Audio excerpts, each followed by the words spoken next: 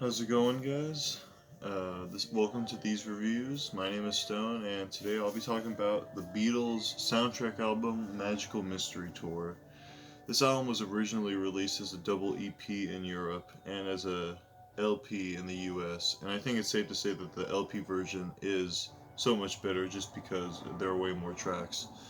I think that the Beatles really reached a peak on this record in terms of their psychedelic sensibilities, as I find the listening experience on here to be much more surreal and more colorful than its predecessor, Sgt. Pepper. This isn't to say that Magical Mystery Tour is particularly better than Sgt. Pepper. I just think that there are way more standout tracks on this record, and I tend to come back to this one more often or not than Sgt. Pepper. This isn't to say it's better than Sgt. Pepper. I just think that, yeah, while there are more outstanding tracks on here, Sgt. Pepper is more of a experience you want to listen to from beginning to end. So that's how I like to compare the two. But whether or not you're a fan of this album, I think it's safe to say that this is a good follow up to one of the greatest albums of all time, as it's most notably known. And this is a great continuation of the psychedelic Beatles sound that we all know and love. We open this album up with the title track, Magical Mystery Tour, and I think starting things off with this song kind of makes it seem like a inferior version of Sgt. Pepper's Lonely Hearts Club Band intro. But even with that said, I still think it's a fun and melodic tune with some outstanding vocals from John Lennon. I really like how he belts some of the lyrics out on this song. And the more I listen to the song, the less I think of it as an introduction piece and more as a track that could stand out on its own if it wasn't the opener to this album, because I feel like then it's just going to be like compared to Sgt. Pepper. But at the same time, if it was the opener to the album, if it was meant to be, then I don't know. There's nothing else I can really say about it. We then get to the beautiful and soothing track, The Fool on the Hill, and all the instruments on the song are nothing less than gorgeous. They seem to have their own layers to them and somehow blend into each other very naturally. These instruments are led by some fantastic vocals by Paul McCartney, and uh, the song features some just beautiful lyrics that just are very poetic. But they're kind of simple, so like, I don't know, easy to follow, you could say. I think the way the song closes with the flute solo really adds a charm to the song's balladry and helps transition into the next track fairly well, which is Flying. Flying, which is the one currently playing, is a song that I've never gotten tired of listening to. It's always, I don't know, a nice time whenever I'm listening to the song. Though it is a short and simple instrumental, I think it's easy to get lost in any of the instruments that are featured on this song, like the drums, the guitar, or the chanting vocals in the background. The atmosphere it creates is very psychedelic, though not as psychedelic as the following track would be, which is George Harrison's Blue Jay Way. Probably the most hazy sounding song on the record. Blue Jay Way has a dark and almost hypnotic tone to it, which I think comes from the fact that they add some effects to the vocals and drums. The song almost sounds warped at some points due to these effects, and I think it makes it one of the easiest songs to just get pulled into and lost, as it really is an experience of its own.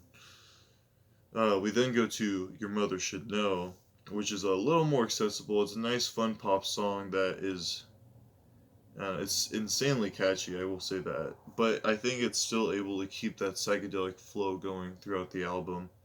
It has very cute sounding lyrics, and yeah, like I said, it's just incredibly catchy. It's a really good track. But I will say I wasn't a big fan of it when I first heard it. This and the next track I was not fans of, which is funny because they're both some of my favorites on the album now. The second one is, of course, the notorious I Am the Walrus.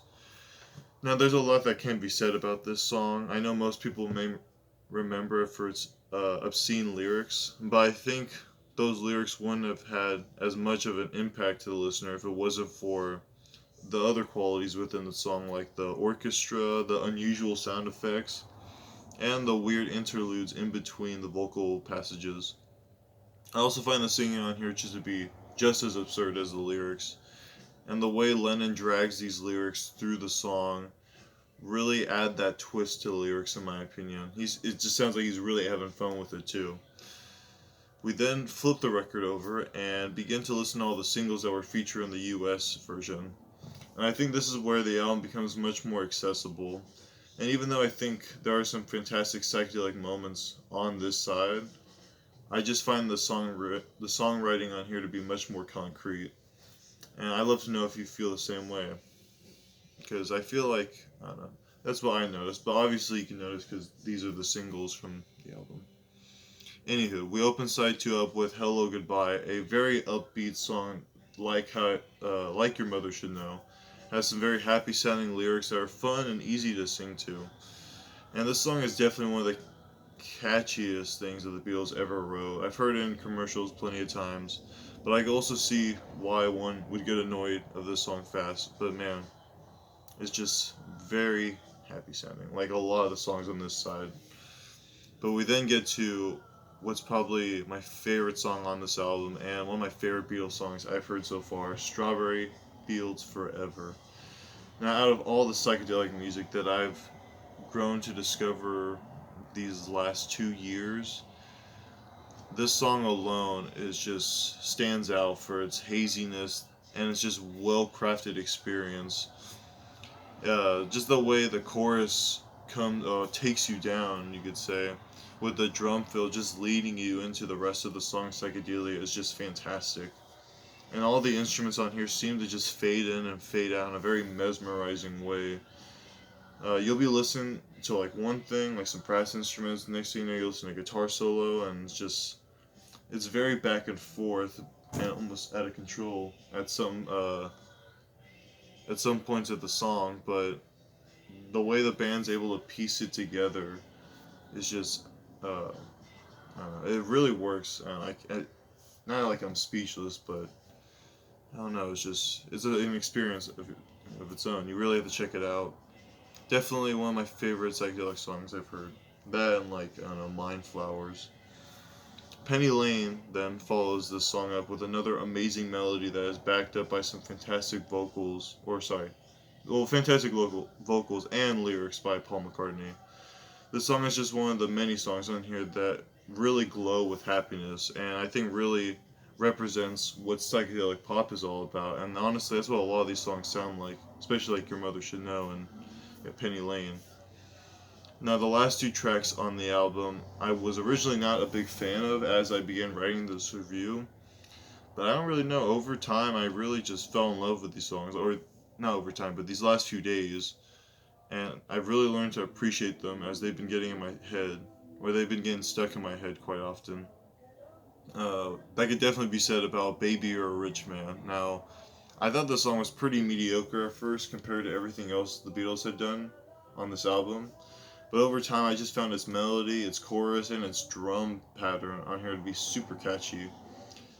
I feel like only a band like the Beatles could make such an absurd song lyrically like this or I'm the Walrus and get so much success from them because I don't know. I was always confused by the title of the track, but I can't help but enjoy it now. Especially the chorus, like just chanting "Baby, you're a rich man." While it is unusual, especially for its time, it's still fun and it's psychedelic pop. uh, but we then close this record off with another psychedelic staple. Uh, All You Need Is Love. Now this song is just fantastic. This song has been stuck in my head all day. It's just a track that just oozes with loveliness and seamlessly captures a sound of like hope within its marching drums, its brass instruments, and lyrical beauty.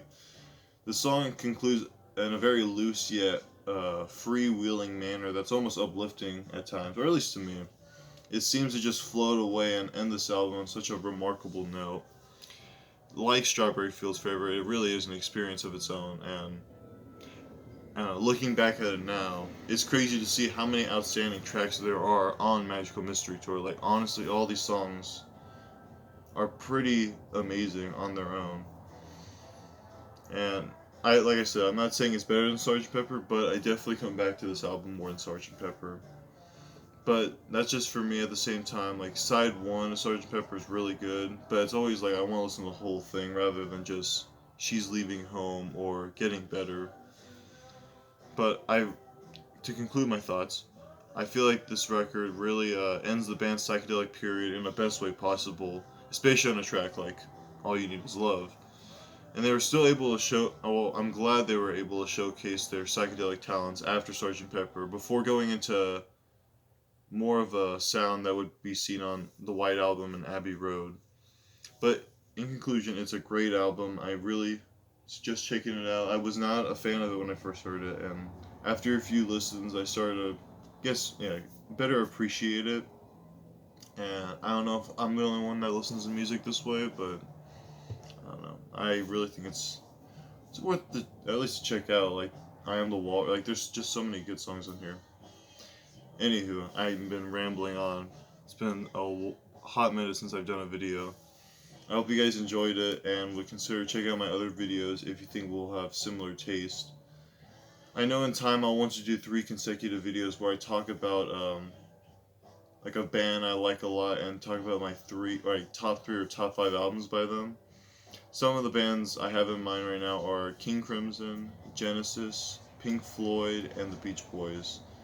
And if you'd like to see any of those, you should make a comment down below, and I'll definitely keep that in mind. Because, like I said, I don't know who to do first yet, but if I see a certain, I don't know, request for some, I'll definitely do that band first. But that's all I have to say, guys. I hope you guys are all doing well, and hopefully I'll see you in the next video. Bye.